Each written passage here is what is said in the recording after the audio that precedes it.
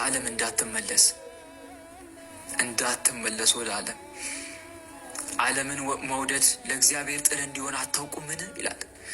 እንግዲህ የዓለም ወዳጅ ሊሆን የሚፈቅድ ሁሉ የእግዚአብሔር ጠላት ሆኗል ተብሎ ተጽፏል።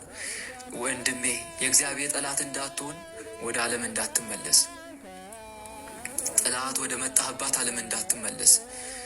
ማንም እርፍ በእጁ ይዞ ወደ ኋላ የሚመለከት ለእግዚአብሔር መንግሥት የተገባ አይደለም። እንመለስ። ቀኑ መሽቷል። እህት ወንድሞች፣ የማታውም ጥላ ረዝሞብናል። ወደ መድኃኔዓለም እንመለስ። ሳትጨልምባችሁ እግራችሁን በጨለመችው ተራራ ላይ ሳትሰነካከል በተስፋ የምትጠባበቋትን ብርሃን ለሞት ጥላና ለደግደግ ጨለማ ሳይለውጠው ለአምላካችሁ ለእግዚአብሔር ክብርን ስጡ ተብሎ ተጽፏል።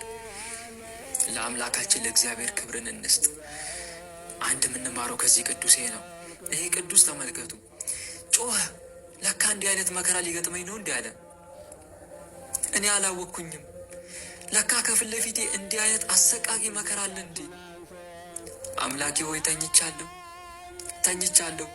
ጌታዬ ኢየሱስ ክርስቶስ ሆይ የተኛሁትን አንቃኝ አለ። የተኛሁትን አንቃኝ። እንንቃ፣ ወደ መድኃኔዓለም እንሂድ። የሚጠብቀን መከራ ከባድ ነው። ማንም ዋኝቶ አይወጣም። በምድር ላይ በኃጢአት ሕይወታቸውን ፈጽመው ሲኦል የገቡት ዳግም የማናገኘውንና አሁን በከንቱ የምናጠፋውን ጊዜ ቢያገኙ ምን ያህል ለጽድቅ እንደሚተጉ ሲታሰብ የእኛ ሕይወት እጅጉን ያስደነግጣል።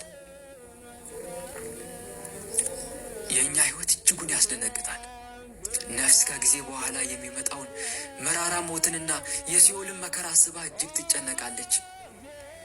በዚህም ምክንያት ንስሐ ካልገባው፣ ሥጋው ደሙን ካልተቀበልኩ፣ ካልጾም፣ ካልጸለይኩ፣ ካልሰገድኩ ትላለች።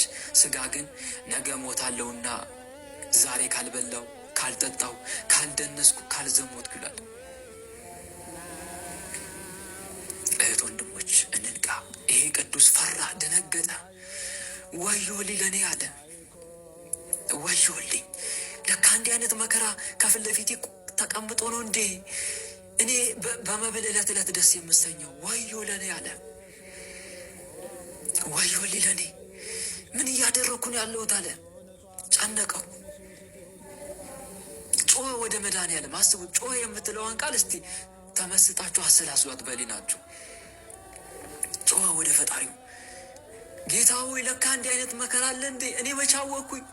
ታስታውሳላችሁ? መንገደ ሰማይ ላይ ያቺ ነፍስ ምን እያለች እንደምትናገር? አንቺ ነፍስ የት ነበርሽ? ምን ስትሰሪ ነበር ሲላት፣ ለምንድን ነው መልካም ስራ ያልሰራሽው? ለምንድን ነው ንስሐ አልገባሽው? ለምንድን ነው ስጋው ደሙን የኔን ስጋና ደም ያልተቀበልሽው? ለምንድን ነው በጽድቅ ስራ አልተመላለልሽው? ለምንድን ነው ያልጸለሽው፣ ያልጾምሽው፣ ያልሰገርሽው ብሎ ሲጠይቃት፣ ለምንድን ነው ያልመጸወትሽው ብሎ ሲጠይቃት፣ አቤቱ ጌታዬ እኔ እንዲህ አይነት መከራ እንዳለ መቼ አወቅኩ? አቤቱ ጌታዬ ኢየሱስ ክርስቶስ እንዲህ አይነት አሰቃቂ መከራ እንዳለ እኔ መች ተረዳሁ? እንዲህ አይነት እኮ አሰቃቂ መከራ እንዳለ ባውቅ ኖሮ እንኳን ገንዘቤን፣ ዓይኔና እጄን፣ እግሬን፣ ሙሉ አካሌን እየቆረጥኩ ለአውሬና ለአሞራ በሰጠው ነበር ትላለች። አንብባችሁ ከሆነ እናት ወንድሞች እንንቃ። ይሄም ሰው ልክ እንደዚህ ነው የሆነው። ከዛ ወደ ነፍሱን እግዚአብሔር አምላክ መለሳት። ጌታዬ መድኃኔዓለም አለ፣ ከዚህ ደዌ እባክህ አድነኝ፣ ለአንዴና ለመጨረሻ ጊዜ ከዚህ ደዌ አድነኝ አለ። ከዚህ ደዌ ካዳንከኝ እኔ ሁለተኛ ወደ ኃጢአት አልመለስም አለ። ወዲያው መድኃኔዓለም አዳነው፣ ተፈወሰ። ይሄ ነው በቃ። ከልቡ ቆረጠ። ወደ ዓለም ላለመመለስ ለራሱና ለአምላኩ ቃል ገባ። ከልብ እኮ ወንድሞች ከተነሳ ወደ ኋላ መመለስ የሚባል ነገር የለም።